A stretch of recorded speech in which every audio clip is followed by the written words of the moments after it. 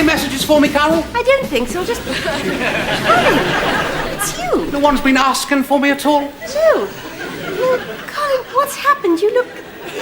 Anyone wants me, I'll be in the staff room, okay? Yes, of course.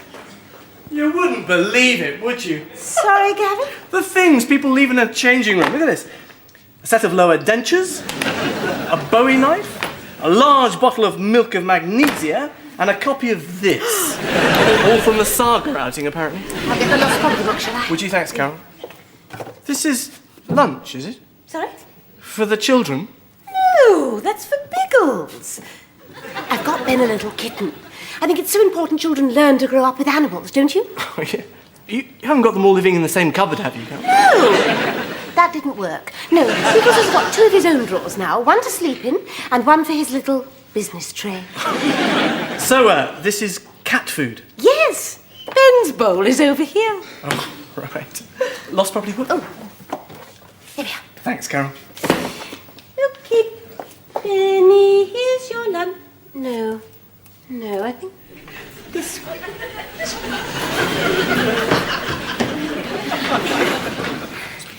Excuse me. Oh, welcome to the Immunology Centre. How may I help you? I've got an appointment to see the manager. Oh dear, have you? Well, he's not in today. No? No, he's away for the weekend, sailing. Is he?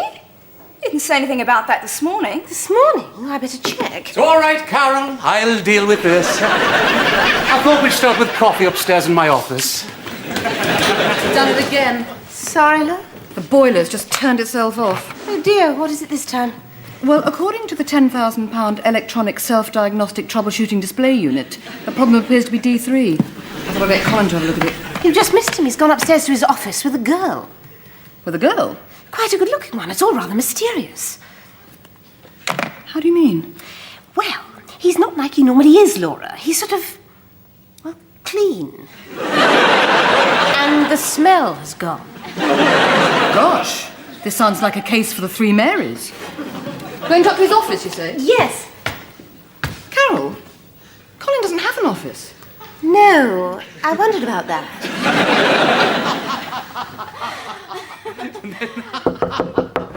Yes? Is everything all right, Colin? Fine. Thank you, Laura. Yes. Could I have a word? What? It is rather important. It couldn't wait till later. No. No. Right. So, what's the problem, Laura? Hi. Hello. What can I do for you? It's the boiler again, I'm afraid. And apart from Mr. Brittas, you're the only one that seems to understand it. So I wondered if you wouldn't mind having a look at it. No, of course not. Let's get down there right now, shall we, and see what we can do. Laura? I'll stay here, I think. Really? Yes. Someone's got to look after your visitor. If that's all right with you, Mr. Weatherby. Yes. Yes. Of course. I'm Laura. Stephanie. And you're from? Hobart, Tasmania. Just over for the 2 weeks. How are you finding Whitbury Newtown? Oh, it's been fantastic, Laura.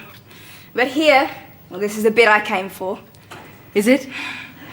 You know, at first I thought I might have to go back without actually seeing the centre. What with you all being under such tight security for the Olympic trials. Oh, those. And then suddenly, the day I'm due to fly home, he says it's all right. I can come in and see his office and everything. Oh, it's a big moment for me, Laura. It's quite a big moment for me, too. And it's all just like he described in his letters. His desk, the sofa where he does his thinking. The photo of him shaking hands with the Duchess of Kent. Good Lord, so he is. I can't imagine what this means to me, Laura. Quite apart from the emotional excitement of meeting Dad for the first time. Dad? Well, I suppose it's a feeling of coming home. Right. Oh, look! These must be the books he's written. I suppose you've read them all, have you? Yes. Yeah, Stephanie, would you excuse me a minute? I just have to go and ask your father something.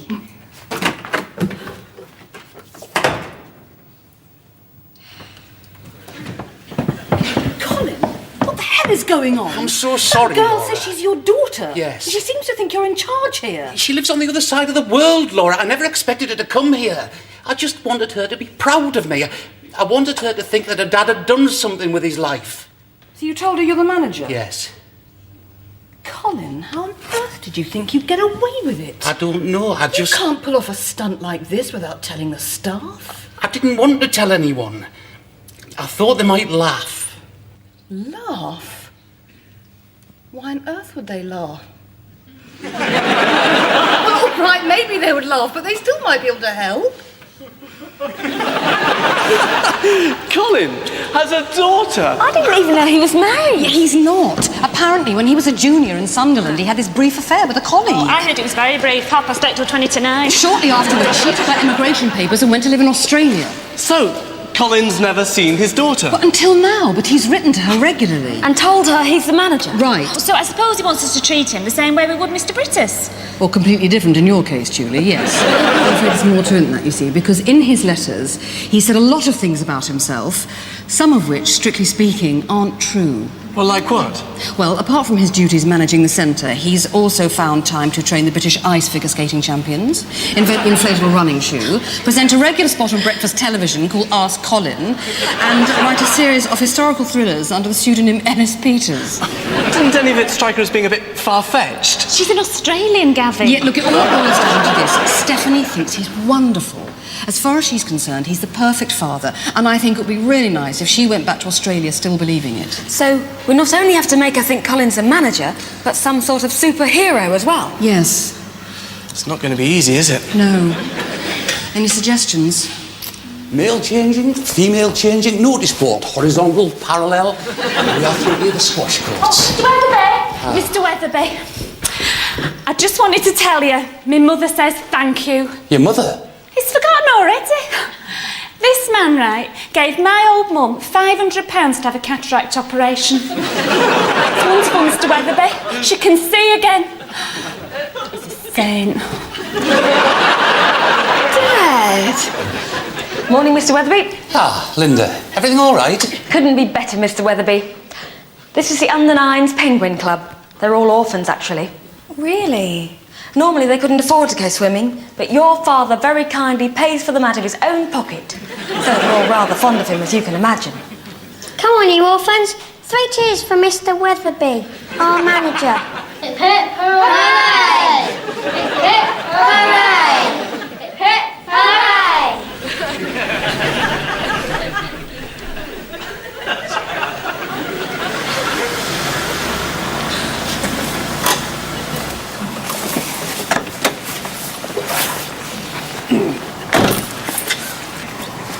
2 minutes, my darling.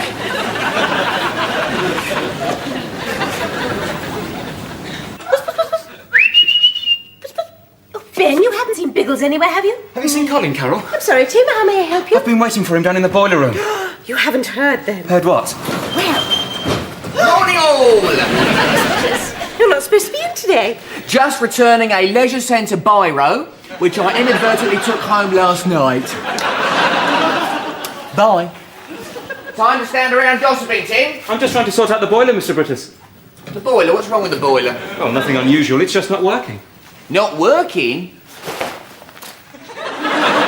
High tide 2:30, leave here 1:45. I think I can give it 5 minutes.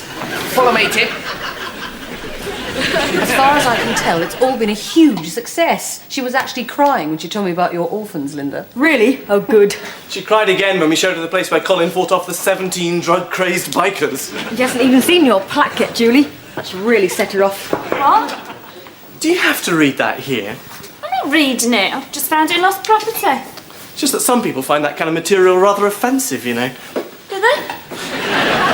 So I just couldn't help noticing this picture of Mrs. Brittas.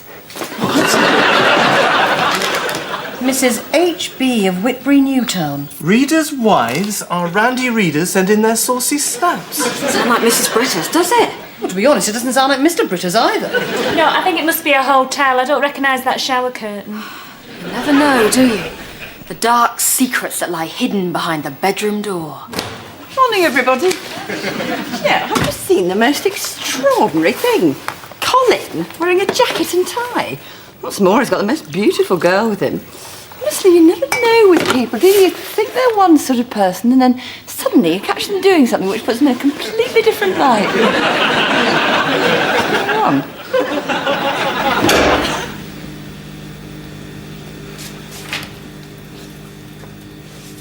Don't fiddle, Tim. Right, here we are. D3, air inlet flange, non-operational. Check air draft accelerator, unit F, 666-93. Draft accelerator unit. I think they mean the chimney, Mr. Brittas. Very possibly, Tim, yes, but I think we'll stick to the manufacturer's recommended procedure if you don't mind. And this must be the air inlet flange. Hang on, Tim. Well, it's got air inlet flange written on it. Right, well, it needs turning 40 degrees by adjusting the knurled butterfly grommet in a counterclockwise... It won't go. Wait till I finish, Tim. In a counterclockwise direction firmly. Well, I've tried that. Let me have a go.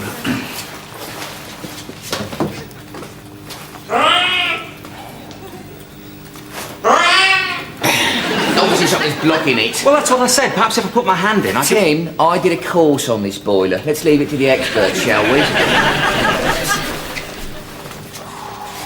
Now, interruption in airflow, see page 34.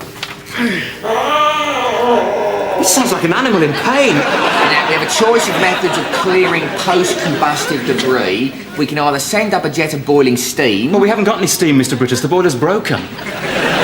Right, well, in that case, we used a compressed air supply by opening valve P334.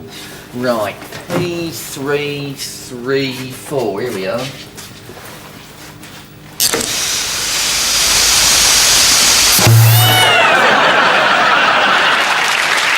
It's funny how they always land on their feet, isn't it? How did a cat get in there? Perhaps it's a stray. Really?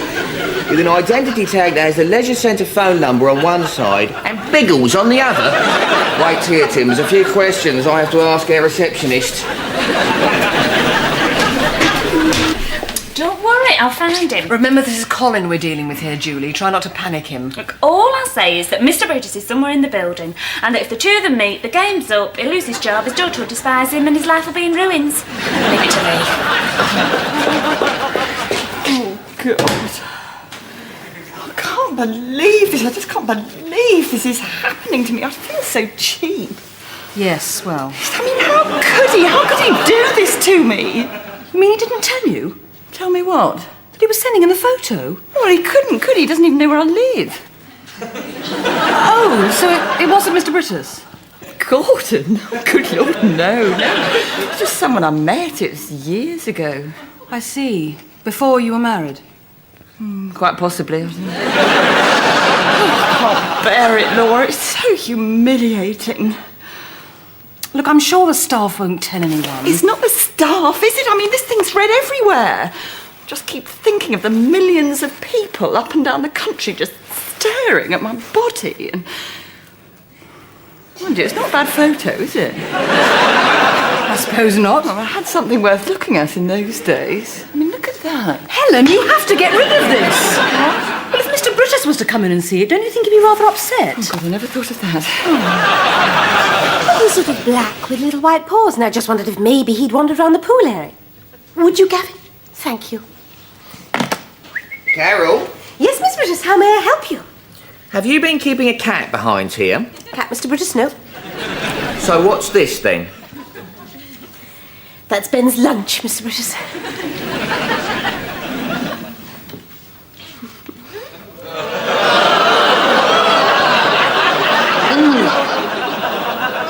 My word, that's good.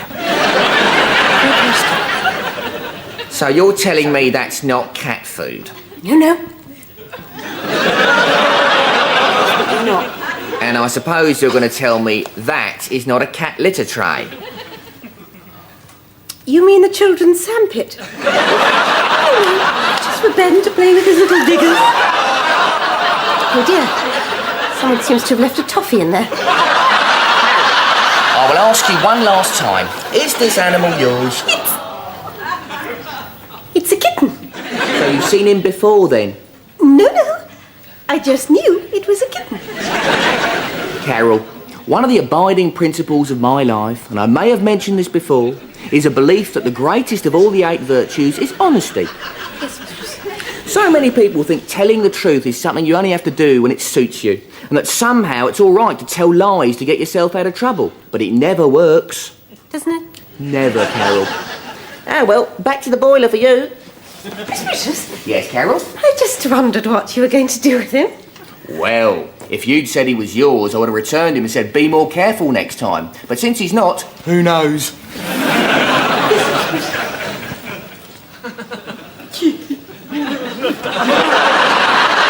This plaque was erected in honour of Colin Weatherby, manager of this centre, for his bravery in rescuing 33 schoolgirls, victims of mass hysteria from drowning in this pool.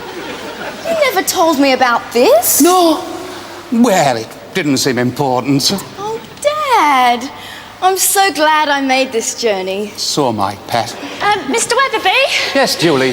Just thought I'd let you know, Mrs. Brittas is in the staff room. I am rather tied up just at the moment, Julie. She's coming to the centre with her husband, Mr. Brittas.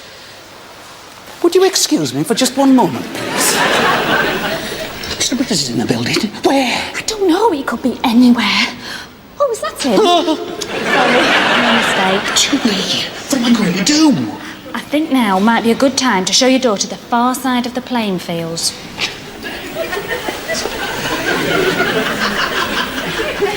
Gavin. Yes?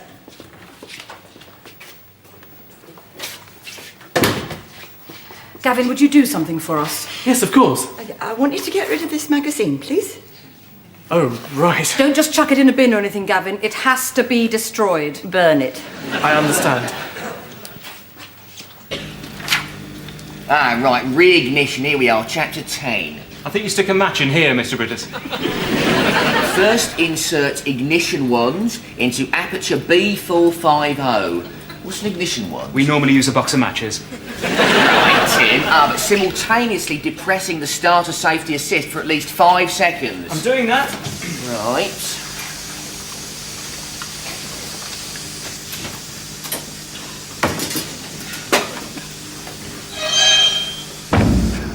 Gavin? Mr. Brittas! I hope you weren't thinking of putting unsuitable household waste into our new boiler. No, Mr. Brittas. This furnace burns high-grade anthracite nuts at a very precise temperature. And as I pointed out at last week's staff meeting, other irregular semi-combustibles can seriously disturb its delicate balance. What have you got there anyway? Nothing, Mr. Brittas. Come on, Gavin.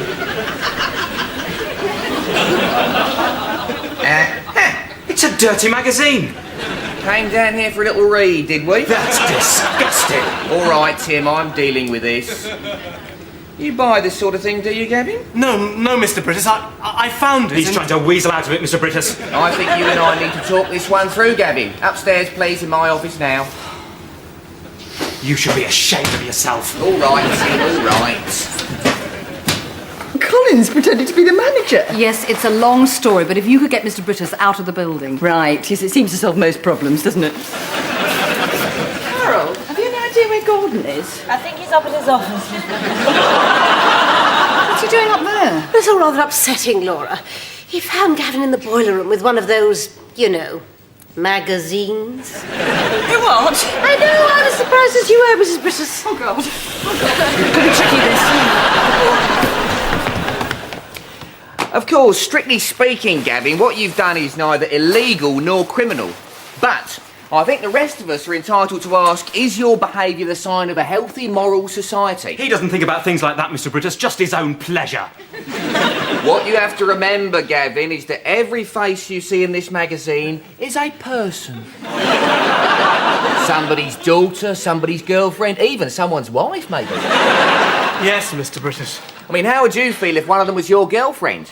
You'd be rather upset, wouldn't you? He doesn't care. He doesn't care if other people are hurt. That's not fair. Isn't it? How would you like it if you saw me with a magazine like that? Timothy! Look, Mr. Brittas, there's a perfectly simple explanation. Good, could we hear it, please? Well, I was just taking the magazine down to... Yes? I'm very sorry. I shouldn't have done it. There's no excuse, is there, Gavin? No. You just wanted to look at pictures of girls with no clothes on. Yes! You are despicable! Tim, thank you! not now, my darling. We just wanted to make sure everything was all right, Miss Brittas. Yes, everything's fine, thanks, Laura. Really? Yes, my darling. I've just been explaining to Gavin here why magazines like this are fit only for the rubbish bin. Oh, good. We'll leave you to it then. If you would, Laura, yes. Right, Gavin, now you've admitted the truth, let's try and move on, shall we? Yes, Mr. Brittas. I think what we need to do is examine the motives behind that behaviour and find out why others of us find it so unacceptable. I think what we need here is a greater realisation of what is going on in the world, what is going on around us in this... What is going on around here?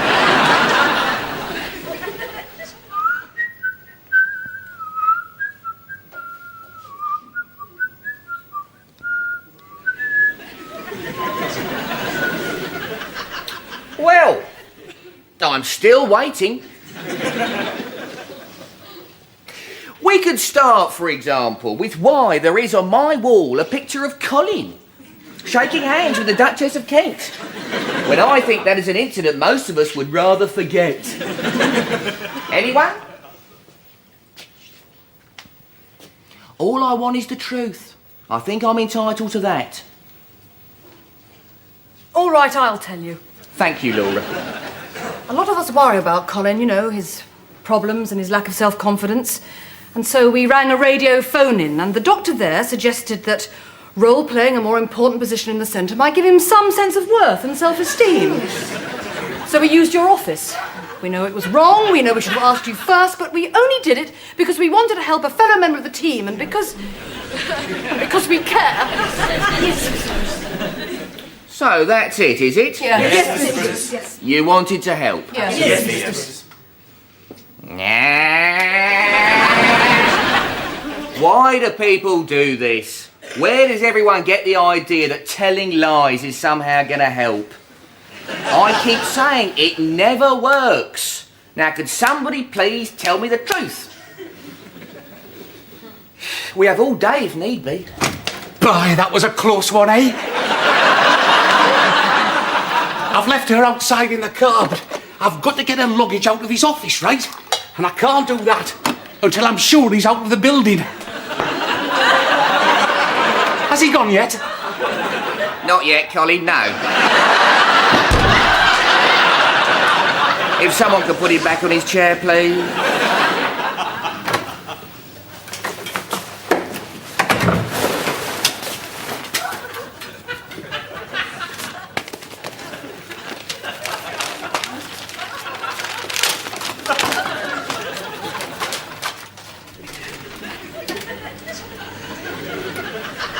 Call yourself deputy manager.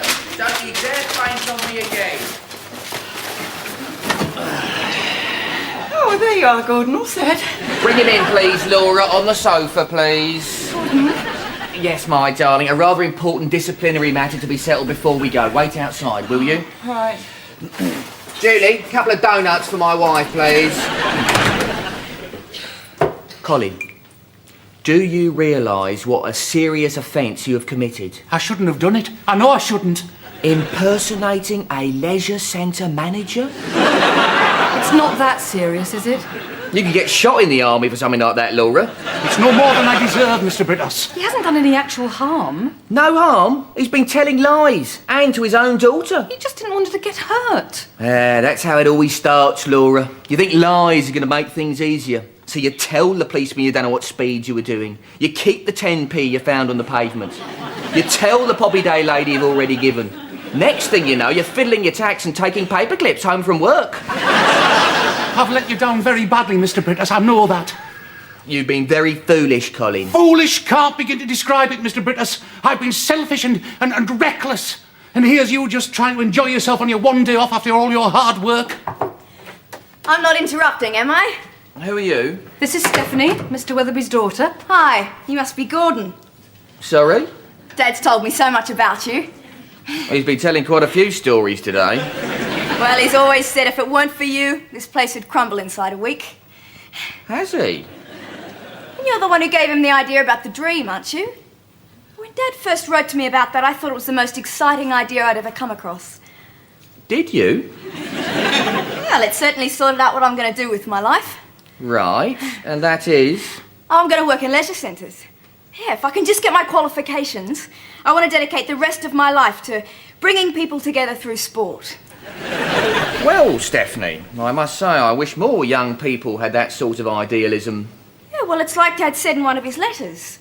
You have to think not what your leisure centre can do for you, but rather what you can do for your leisure centre.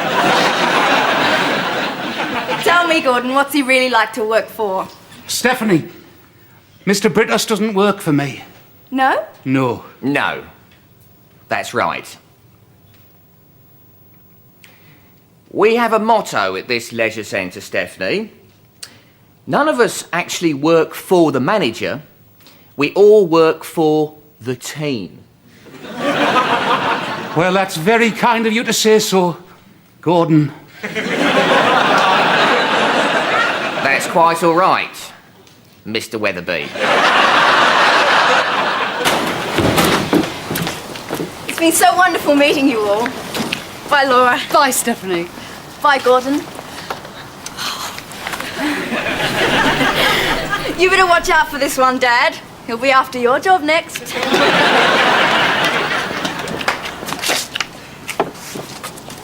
Be all right until I get back, will you? We'll do our best, Mr. Weatherby. If there's any problem, you can always ring me at the station. Don't push it, Colin. Sorry, Mr. Brittas. You know, sir, how very grateful I am. Get in the car, Colin.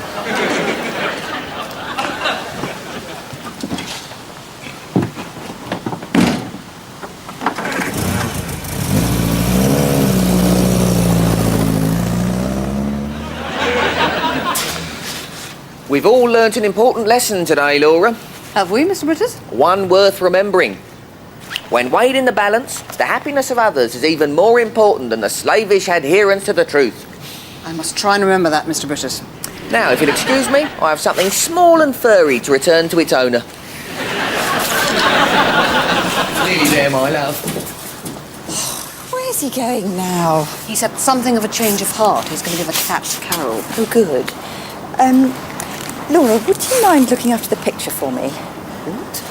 I couldn't destroy it. I've done so little with my life. I just wanted something to be able to show my grandchildren. See? So if you wouldn't mind looking after it just till we get